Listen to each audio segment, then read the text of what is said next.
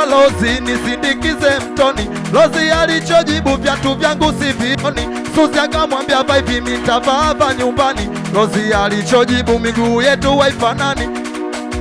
Umesahau tangu zamani, we unavaa 32 mimi 40. Suzi akaona ondoke, kabla kwenda mtoni akapitia kwa mama yake. Ile kufika kwa mama yake anaambia mtoni bibi kasafiri, safari yairishwe. Suzi akamwaza mpenzi wake, anajua mda huu hawezi kuwa popote. Hata kwa magetoni kwake akapangusa ndara, moja moja amfate.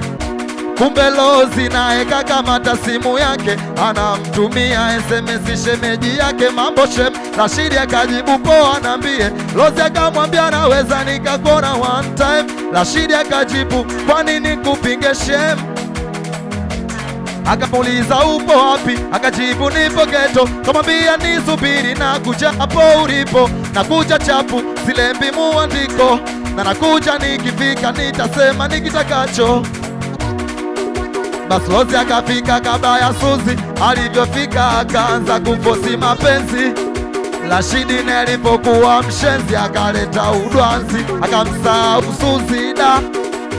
Kumbe katega kitanzi, kasahau mlango mbovu ndani ya ufuki. Dakika kadhaa mara anafika Suzi, kufungua mlango geto mwambo waziwazi.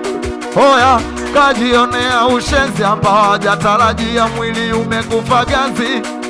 Ukamfika uchungu wa mapenzi, akazama beseni la vyombo akavuta mchichi. Akamchoma Lozi vingi vingi, kimoja cha moyo ikakata mpaka pumzi.